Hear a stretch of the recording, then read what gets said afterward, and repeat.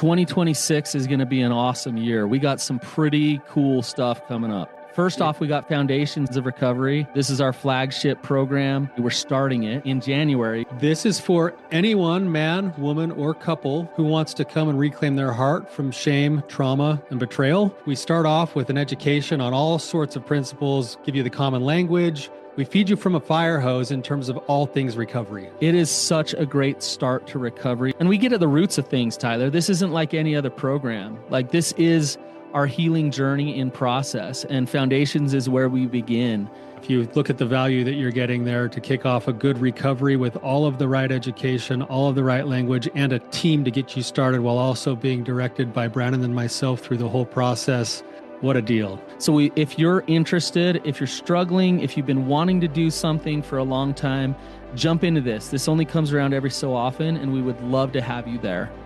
Click the link in the description to sign up for it. And to make it even sweeter, we're also including a raffle for a free pass to the Radiant Dawn retreat. Anyone who signs up for Foundations will be added to the raffle for that free Radiant Dawn pass. If you're a man and you sign up for Foundations, your name still gets entered, and you can give that pass away if you win it to any woman that you want to.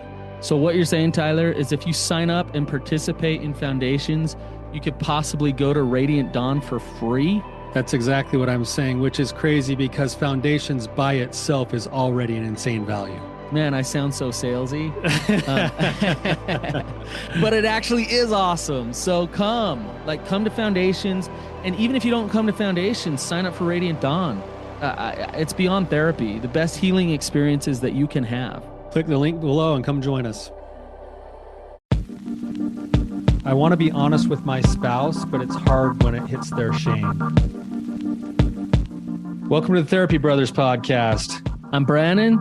I'm Tyler. We're brothers. We're therapists. And we know recovery. Bring your stories, your questions, your successes with real recovery.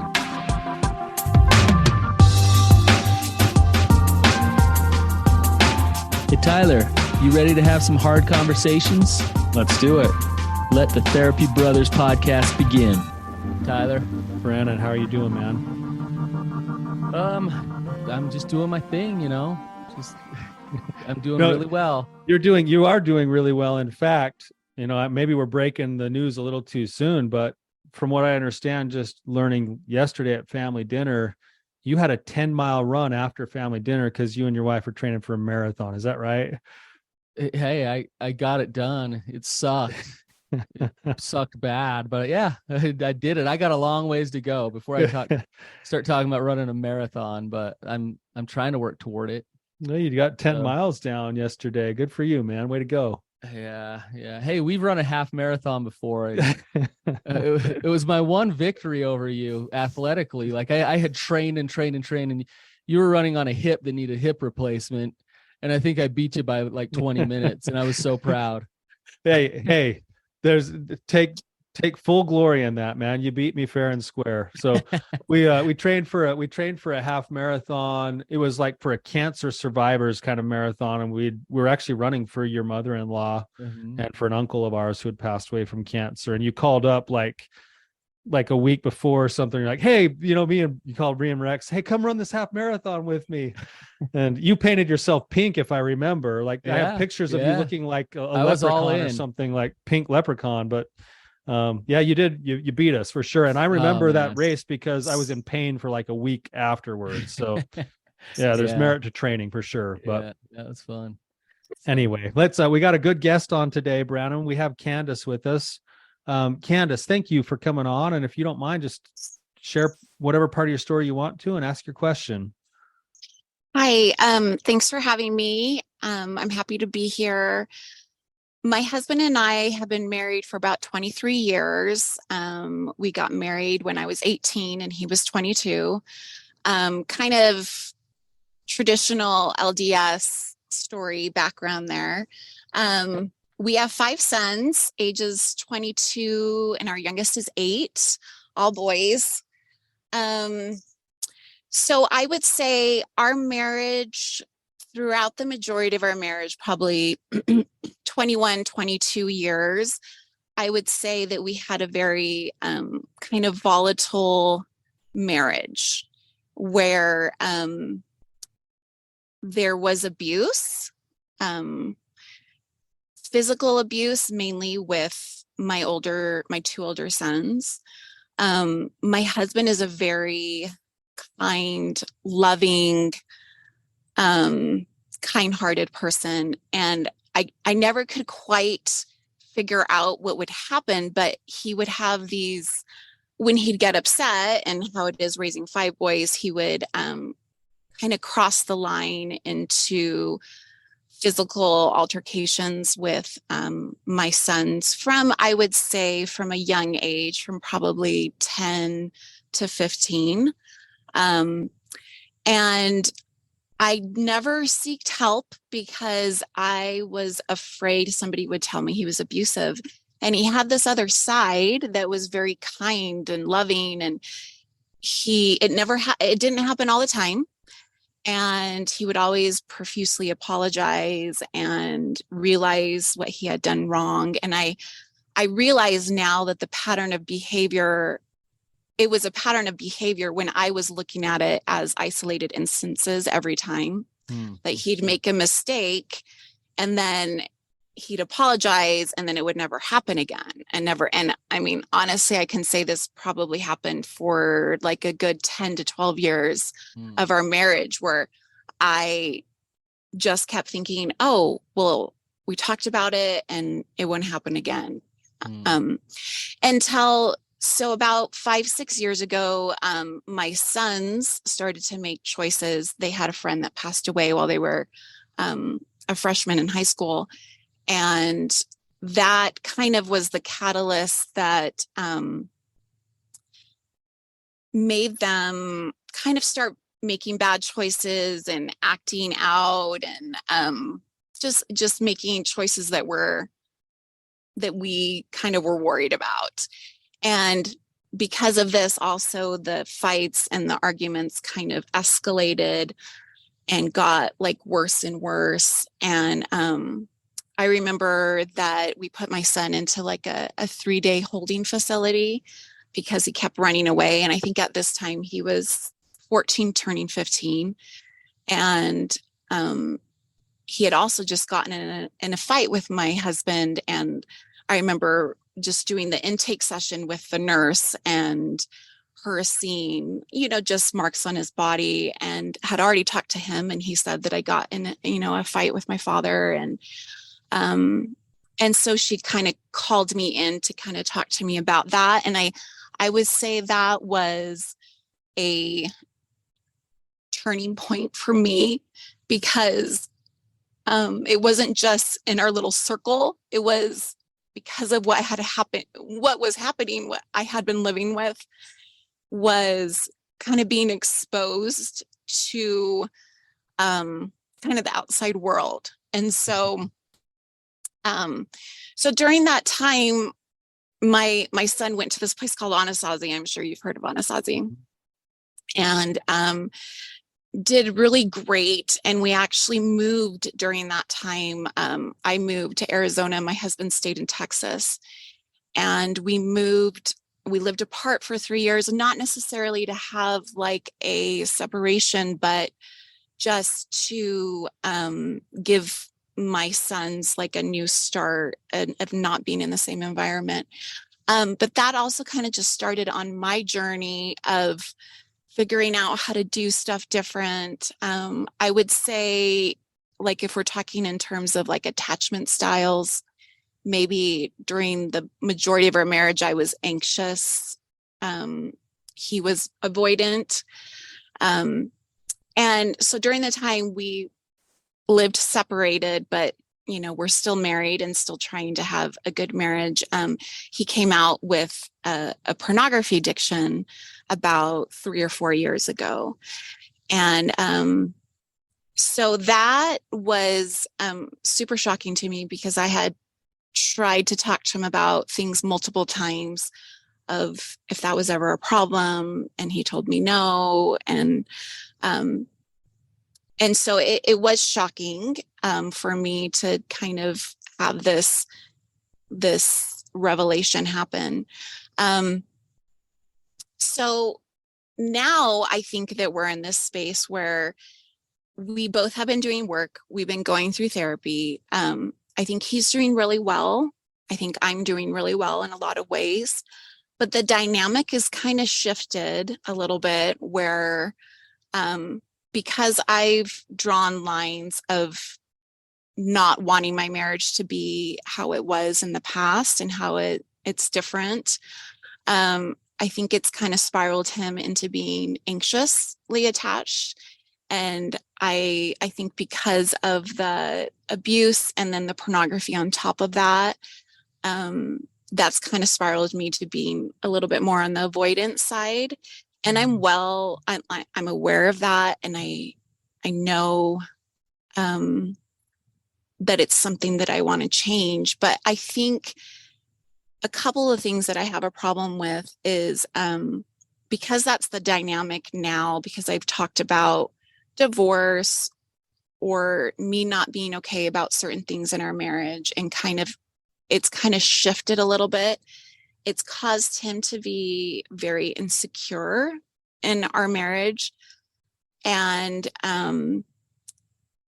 so I feel like what happens is we play this dance. We have this dance going on where he is not fully honest with me because he doesn't want to leave. He doesn't want me to leave him, and he's worried about me, my reactions. And then I feel the need to be honest of the place that I'm at.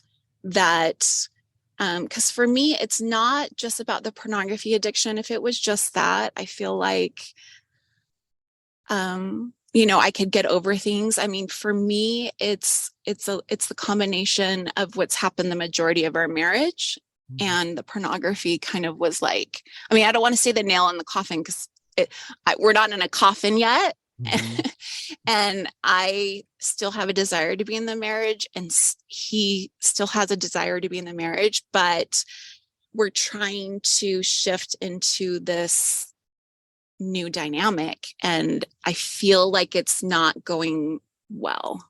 Mm-hmm. So I don't know if you could figure out a question in there, but I feel like I'm not fully being honest, and he's not fully being honest because he doesn't want to lose me.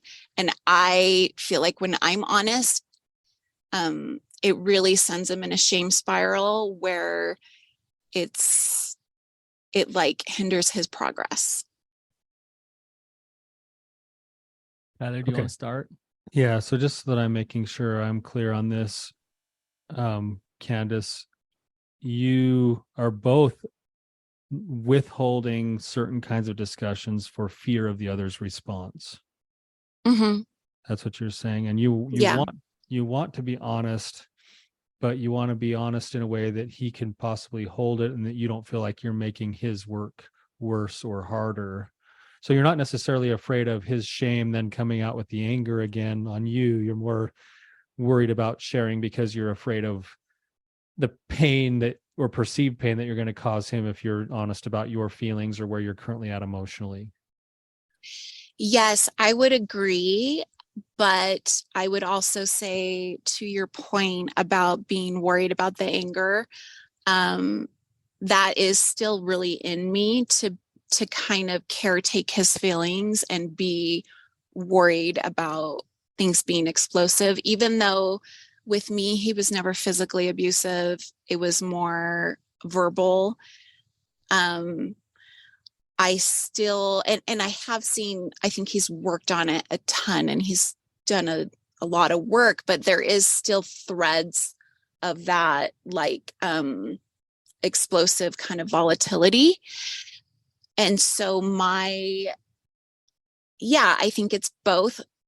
Right now, currently in our marriage, I definitely think it's like the shame spiral thing, but there is still like that inner part of me that is worried about his temper, I guess. You say there's threads of that volatility still. And when you look at that, this is what's kind of going on in my mind. My question is, are you having a trauma response to him because it's been so volatile for so long Or is there still evidence that there's still unsafety there and that he is volatile and could go over the edge in some ways? I feel like it's both. I definitely feel like I have trauma responses that I haven't worked through, and I have done some trauma therapy to work through some of those. But I also kind of feel like he keeps it hidden or I worry that he keeps it hidden because he just doesn't want to lose me, and he loves me. And I do feel like he loves me. And now that I have done work, I know that he is those two people. He loves me and he's caring and he's a good dad and he's a good husband. And when he gets out of his window of tolerance, he's been abusive. Right. So I've seen threads, meaning kind of that aggression or assertiveness will kind of rise up and then, but not to the degree that it did before. And he silences it down pretty fast. Right. And also if there's any kind of hint of that, I shut down or I get super, I walk away, like I don't engage in it. I definitely don't. Your avoidant kicks in. Oh, completely. Yeah. Like yeah. I get quiet. I get stealthily quiet. I want to run away. I want to just have him. I feel like I go dark really fast where I'm like, oh, there it is again. Oh, there he is. He's back. This is the person I know.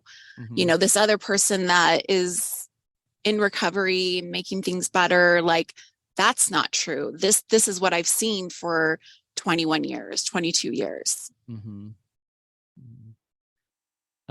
Sounds like there's a lot of fear in the relationship on both ends. He's scared of losing you. You're scared of him going back to his old ways. And that fear undermines intimacy. It undermines trust and connection. Now, here's the thing. That fear is probably valid. It's probably there for a reason. And so we don't want to just say, hey, Candace, don't feel fear. Like, just get over it and just like be vulnerable with him. It's probably there for a reason. And for him to rebuild trust with you, it's a process, and it's a step-by-step process that needs to happen. And if that process doesn't happen, you're not going to automatically have that safety in your relationship, right? Tyler, anything you wanted to add? Yeah, I have a couple of thoughts going on with where this is going. One is, let's just go down that train for a second, Brannon. And this is maybe something that, Candace, you can kind of think about and even answer a little bit, is there is maybe a little bit of both right now, where there's still the volatility, maybe not to the level that it has been. And maybe you're almost feeling like he's bottling it up, even though it's still churning on underneath the surface.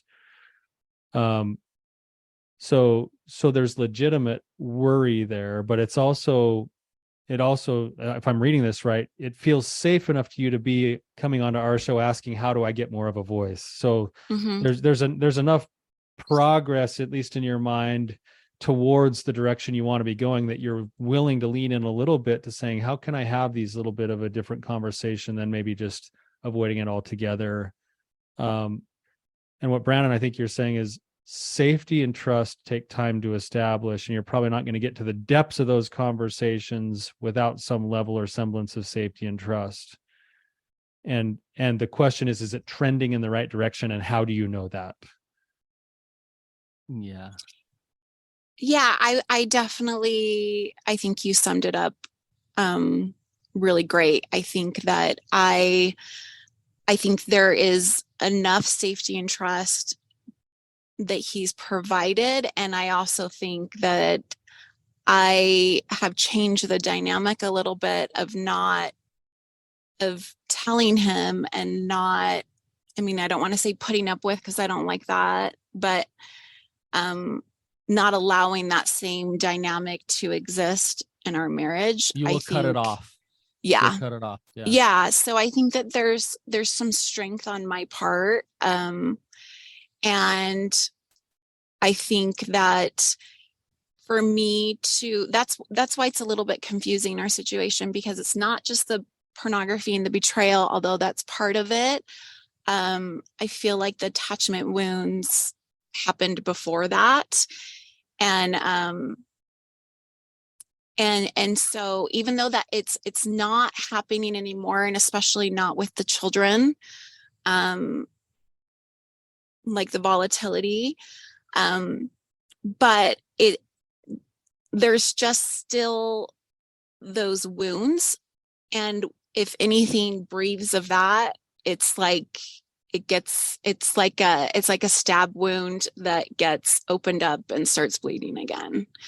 And I feel like he has done a good job at providing safety for me. Just more recently, I've seen, like, especially with recovery and stuff, I do feel like he's being more honest and open, but there is still an element that I can't fully be honest of the impact, because it's painful. It's painful for him, and it makes him feel like I can't ever get over this. You can't ever move on past this. But our marriage was more volatile than it wasn't. And so it's, even though things have been better the past 3 years, there's a lot of brain rewiring that's still there, right? That brain wiring of being me caretaking his feelings, or me being anxious about his reactions. We're not just drastically different people, although I do feel like we are moving in the right direction. Can he empathize with you?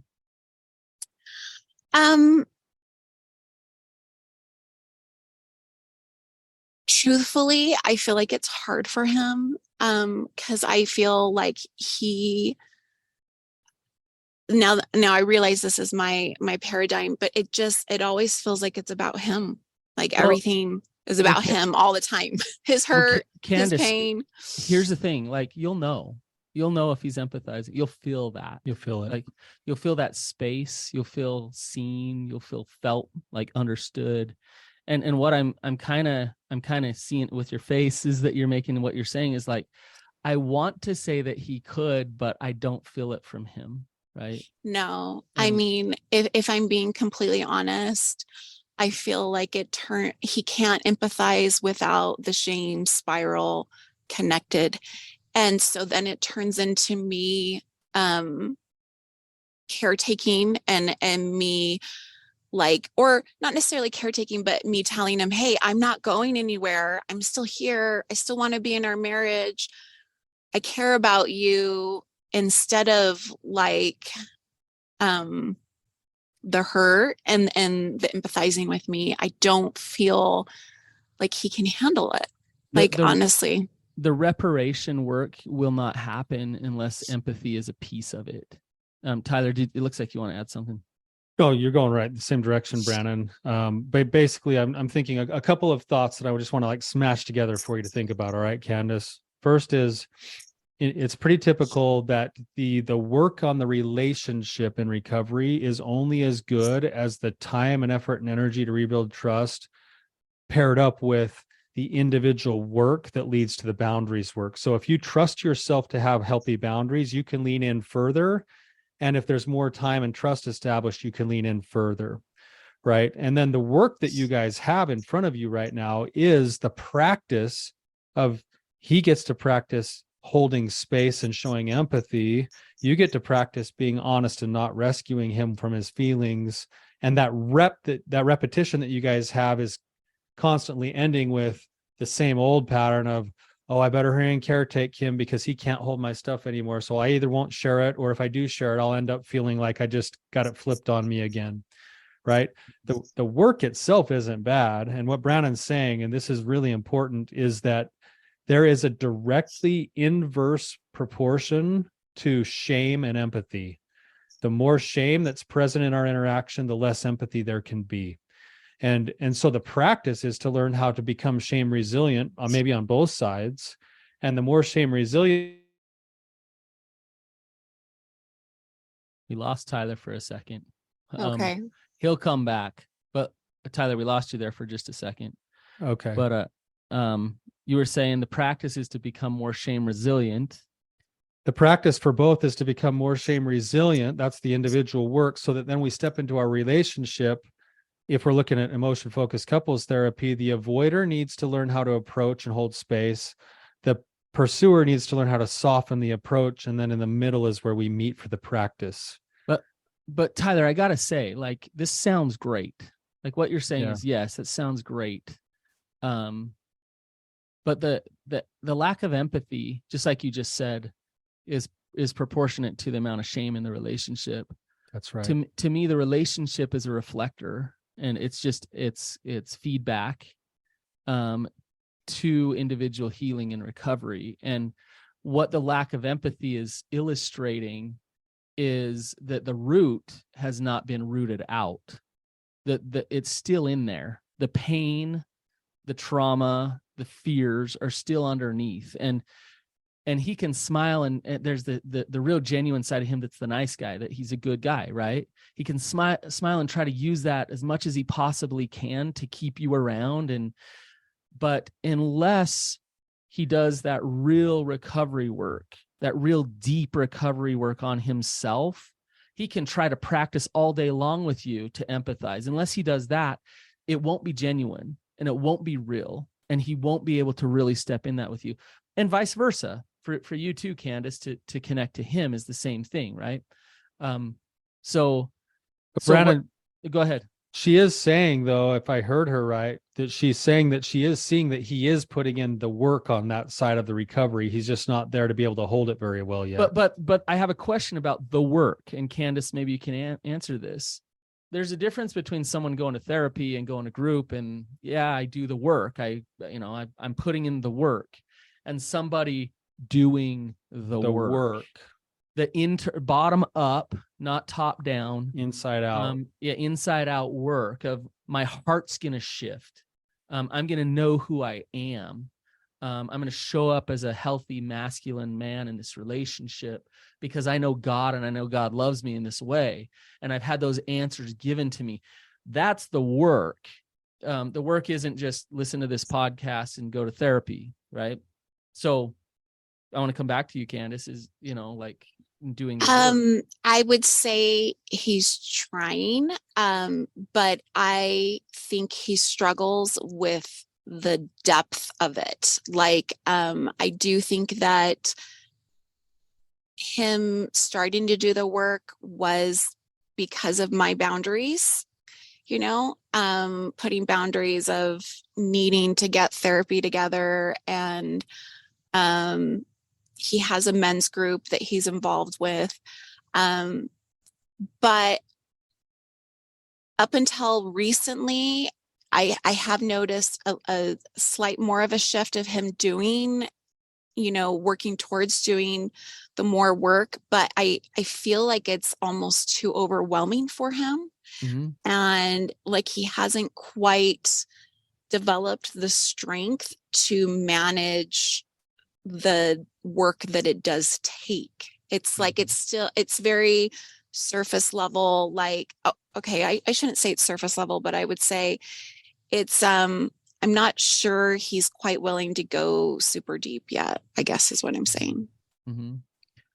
Yeah, which I think you'd expect. I mean, that's kind of it's a process. It's a process that does happen sometimes that way, where he's not going to be instantly shame resilient and empathetic a month into recovery or whatever, but there needs to be a trajectory and a feeling. I think what Brandon's saying is, do you get the feeling that he's genuinely trying to learn how to be shame resilient on his own, or is he still in a compliant mode trying to just appease you? Because if he is, he'll never get empathy right, because he'll never get shame resiliency.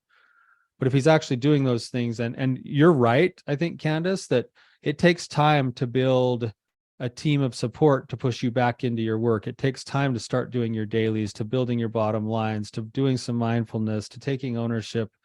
And if he's doing those things and putting blocks in place, then he will eventually get to where he can come and practice that, and maybe not be perfect, but then come back and be like, oh, dang, yeah, I was out of my best self. Like, let's do this again, but if he's not doing those block putting those blocks in place, you're going to continue to repeat the history that you're repeating right now.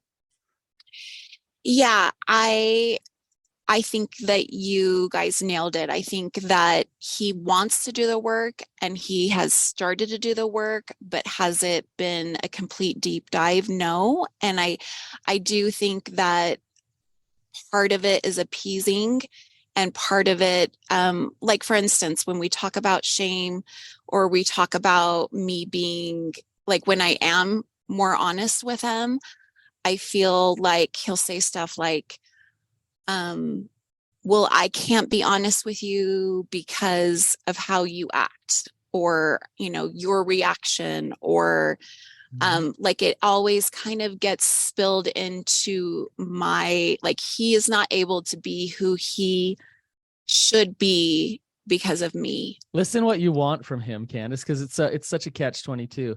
Like he needs to get comfortable with pissing you off and having you be uncomfortable. No, I'm not saying go out of his way to piss you off, right? No.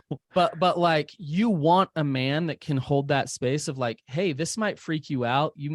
And coming back to the honesty thing, like, be honest no matter what, but be kind while you're being honest at the same time. You want that from him, right? Exactly. So I feel like he still has two sides to him, even though they're less. He'll have like pardon my words, but like an asshole side, Mm-hmm. right? And then Mm-hmm. super compliant, super passive, like, I'll do whatever you want, please don't leave me side. Yeah. And that's not what I want. I want him, I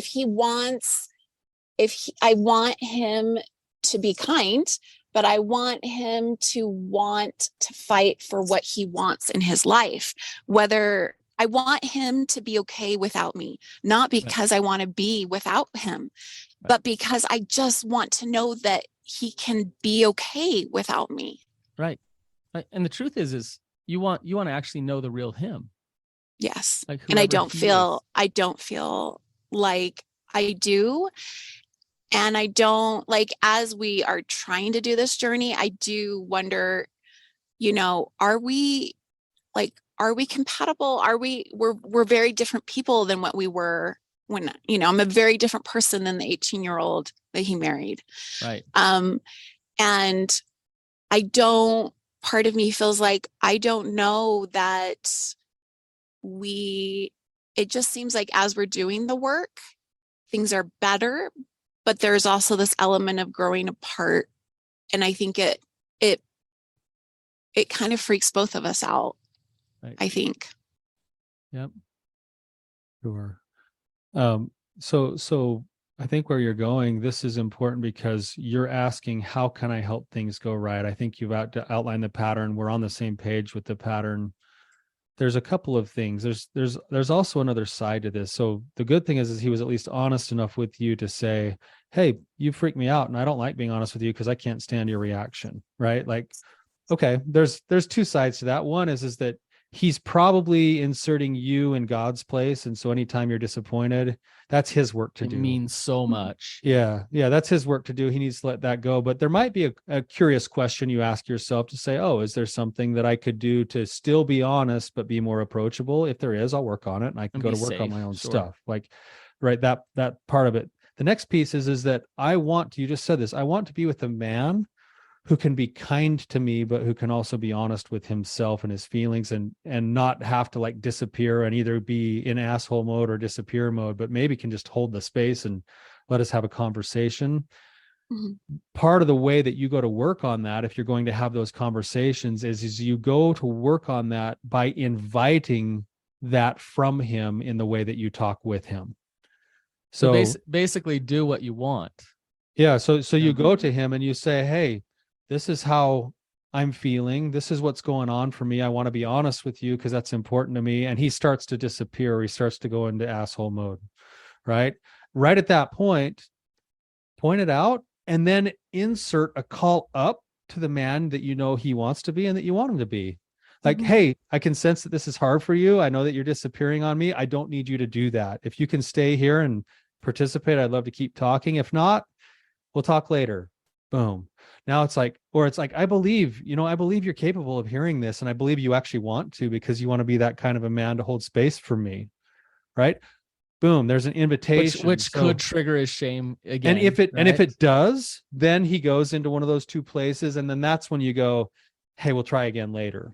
But instead of going like, oh my gosh, you're being a baby, or, oh man, you're being such an asshole, you're more in saying, I actually believe you're capable of this. If we can keep going, I love that. If not, I'm not chasing it anymore. I'm not going to go overboard and go chase you back down and be like, no, you're a good man. I promise you're still a good guy. I'm not leaving you anymore. You're just going to go, oh yeah, our practice is done now. We'll practice later. Like, cause we're not doing the same dance anymore. Yeah. Cause my misstep in that completely is I go avoid it and I'm like, oh, there's that guy. And then I'm out. I shell up. I go radio silent. And I think that is my misstep, is being able to stand in my strength and not run away or get quiet, but also still engage in the relationship. You could, in a sense, say, I still see you. I'm just not playing the game anymore. Mm-hmm. Mm-hmm. Right. Yeah. It's hard. Sorry. Go ahead, Candace, please. No, I was just going to say, like, do you feel, like I want to feel different? Yes. I want to have love and adoration for him. But it almost feels like when you cut the strings of a balloon and they like float away. And do you see that people can, just from what you know of what I've told you in my situation, like, can somebody in my position heal and feel that same way with somebody that has kind of been abusive to my children, to our children?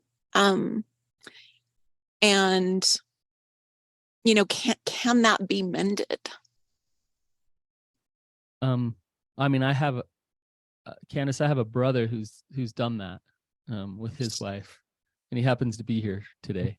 Now Tyler wasn't abusive to his kids or anything, but he broke trust pretty badly and has a pretty awesome marriage and relationship now. And so is there hope for recovery? Here's the other thing, and Tyler, I'll let you speak to that because I brought you up, but you can't have back how it felt when you first married him. The history is the history. Those things have happened. You can have back better than that. You can have back trust that most couples don't get to experience because of the hell that you've been through. And you can have back intimacy that you've probably levels of intimacy that you've never reached.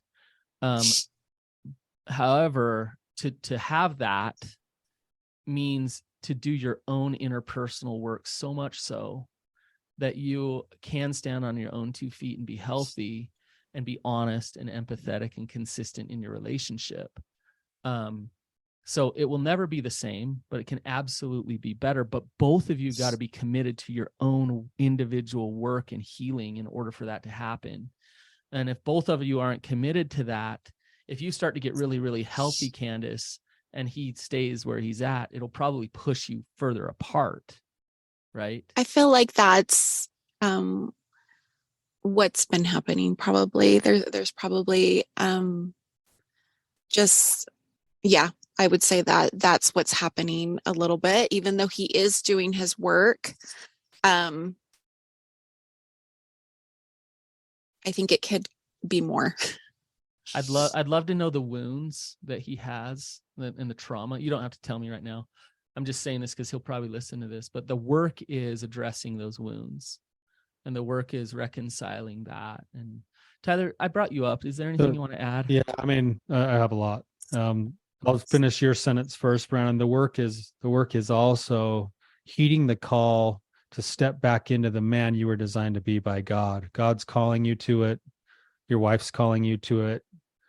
it's stepping into that. And that's something that I had to learn the hard way. And Candace, I just want to say, like, hearing your voice and seeing the look on your face as you were mentioning those things just brought so much flood of emotion to me, because I said, that's us.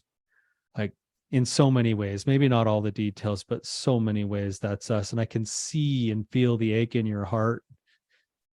Sorry, get emotional. I feel like I was just looking at my wife, so so is there hope? Absolutely, 100% there is hope. And it's not, and Brannon said something that's really important, not to go back to what you had. You've been through too much hell to go back to what you've had. You have to fight for something that's new, something that's better, something that's deeper. And if you get two people who are willing to go to work on themselves, on their hearts, on their own healing, on their own shame, on their own trauma, and two people who believe in the power and process of forgiveness, that I can unequivocally tell you that my life and my relationship is far better than it ever was and ever could have been. And there is absolutely hope here, but it takes that kind of work. And I can tell you how grateful I was that my wife finally figured out how to stop doing the dance that we used to do. I was the guy who was the disappear guy. I was you're right, I'm so bad, you deserved someone else, I should never have married you, I've ruined your whole life, I'm not good enough. And then she'd step over and be like, no, you're a good guy, don't disappear from me, like, don't leave, like, and then we never actually addressed the real issue. And the real issue was, Tyler, I need you to step into the place of being able to hold my emotion and let me be a human being who has my own feelings, and just see me. I just need you to love me. I just need you to acknowledge that there's been pain that's been caused here, and I don't need you to disappear. And I don't need you to complain about it. I need you to just be here. And when she started to learn some of the things that we're talking about here, where she was able to say, hey, Tyler, I need to talk to you about this thing that's going to be really hard to talk about. Are you in a place to do that? I believe you're capable of holding this. Boom, call up. Or I'd start to shrink away, and she'd say, hey, Tyler, like, I know this is hard for you, but I just need you to listen. And if you can, let's keep talking. And if not, we're going to try later. Like, that was a gift, because it was a call out every single time. Even in the timeouts, I'd go sit in my own head and go, dang, I missed it. But the only reason why that was happening is because I was doing the individual work on the inside too, right? Instead of going away and then being like, oh, she's so mean, she's always just complaining about stuff. It was more like, no, what else? What am I missing? Why couldn't I hold it? Like, where did I break down at? And Brannon doesn't know this, but there were times when I'd call him in these times, and I just needed a voice to say, okay, yeah, Tyler, that's hard. What are you going to do about it? Like, get back into it. Like, what does your wife need? Right. And if he has those tools around him to push him back in, if you have those tools around you to go and be like, okay, deep breath, it still seems like it's worth practicing, I'm going to go practice again. And you have some people to support you in that. There's a lot of hope here, Candace. So that's a long answer to your question, but I feel very strongly about it. Thank you. That was really helpful. And thank you for sharing, a bit of your story. And yeah, thank you. One thing I want to add before we let you go is, and this is kind of another thing, dynamic here, is, if I jump into a lion's den and a lion bites me, and I get out of the den alive, should I jump in that den again? No. Like, who would, right? Well, Brannon, you would if you went and learned how to become a lion tamer and went back down there with a whip and some skills. Yeah. Okay. So that's a great point, because your side of the fence is really important, Candace, for you to say, I'm going to go strengthen myself, and not to fortify myself against connection, but just to be as solid and grounded as I possibly can be, so that I'm not desperate for this marriage to work out. I'm not desperate for him. I am confident. I know who I am. I have my support systems. And if you do that, it might, your gut and your intuition might be so in tune that you might realize, I don't want to jump in that lion's den again. Like I'm healthy enough that I don't want to jump in there. And some of your fear of not engaging with him, and you say you have avoidant attachment now, it might be kind of spot on in protecting you because there's not full recovery there and there's not full safety there, right? Now, his side of the fence as the lion is, instead of being a vicious lion, he needs to learn how to tame and calm that ferocity inside of him. And to understand who he truly is, and realize that he's not a person that wants to hurt anyone, your sons or you. And how do you know when he's safe? How do you know when you can stand next to him again? How do you know, Candace? What do you think? Well, I don't know. And I feel like what's happening right now is this kind of false safety that he's trying, but it's not quite there yet. So I don't know if we just continue on this path and eventually we'll get there, or if something needs to be different. So everything we've talked about today, you don't know. Actually, you do know that you're not safe. And I can tell, I can feel that from you. You do know that you're not safe with him. That brought some emotion up for you, Candace. Yeah. I want to be safe, though, is the problem. Right. But you know that you're not. And one of the big reasons is because you don't feel that connection from him. You don't feel that empathy piece from him. And so because of that, and until that's in place, you're not going to fully engage. Hopefully not.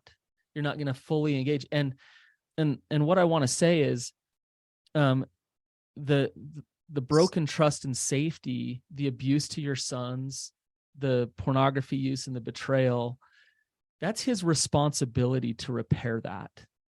And it's his job to repair that.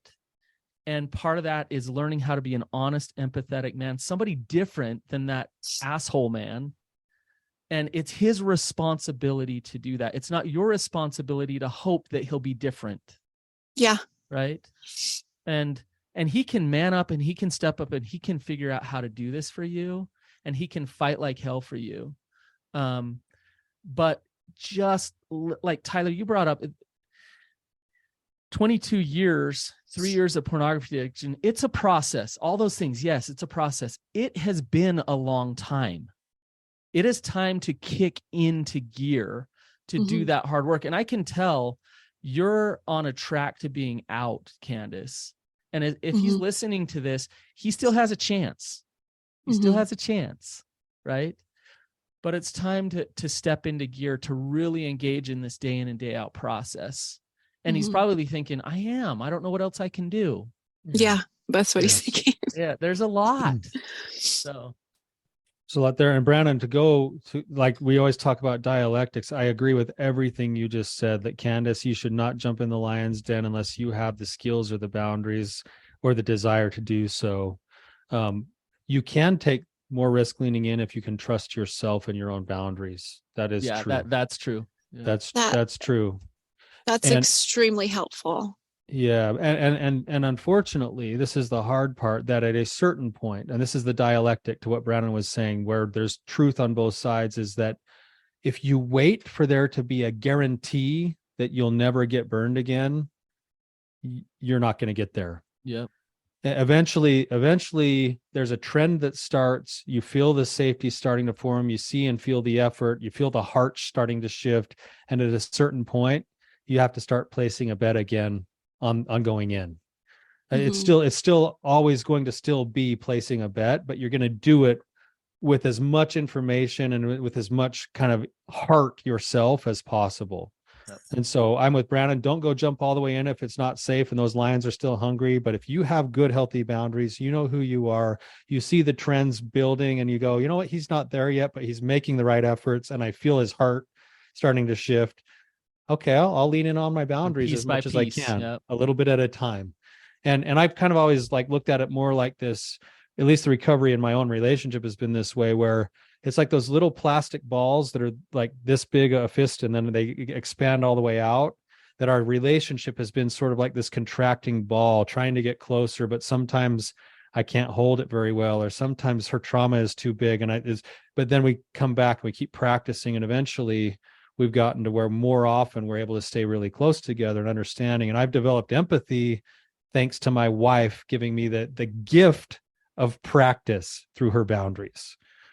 So I hope that makes sense. Yeah, I love that. And I do think that I err on, traditionally, if you think about our marriage, I err on jumping in the lion's den too fast, too quick, too many times. And now I'm working on the boundaries and the safety, and not being avoidant emotionally, because before I would be only boundaried if I was mad enough, and so that's the piece that I've been working on, and it's just still difficult for him. I just think the dynamic is shifting, and it's difficult for him. Candace, you're not doing him any favors by caretaking for him, by acting as if like I'm still really in here, when your heart and your intuition is saying, I need to distance and push away. And your heart and but how do I know that's not just my avoidance? It's interesting because you're saying two things. You used to jump in the lion's den a lot, right? And so I don't think it's your avoidance, because there's a history of abuse. There's a history of deceit. So I think this is your gut saying some things need to get corrected in order for me to jump in. Now, when his fear comes up and says, don't leave me, and you jump right in there next to him, you're caretaking for his fear, as opposed to you saying, I am kind of on the trajectory to being further from you and possibly leaving you unless some things shift. And your gut and the way that you're feeling and the way you're reacting is actually congruent with your truths. And for you to own that doesn't mean that you're divorcing him today, but don't talk yourself out of those feelings, because those feelings are there because it's not safe.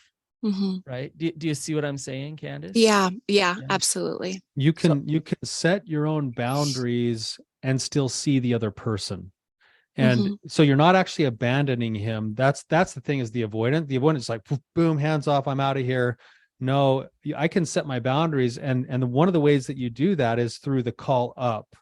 So, hey, I wanted to have a conversation with you. This isn't working. I know you want to get better at it. Are you in a spot to practice or not? No. Okay. Now you take your distance. And then he'll be extremely uncomfortable. And he will. Right? And it'll be an invitation to change the system. It's an invitation of love when it's done properly. Yeah. We could get into a whole other episode with this one. So, Candace, we'll let you go, but I really appreciate your vulnerability, willingness to come on. I hope that was helpful in some way. It was. I had a lot of light bulb moments. So thank you. I mean, for being able to know just a little bit of our information, I felt like you guys both were very spot on. So thank you. You're welcome. Thank you for your courage to come on, and your conversation was a real gift to a lot of people. So thank you so much. Thanks. All right, you guys, have a wonderful day. We'll see you guys later.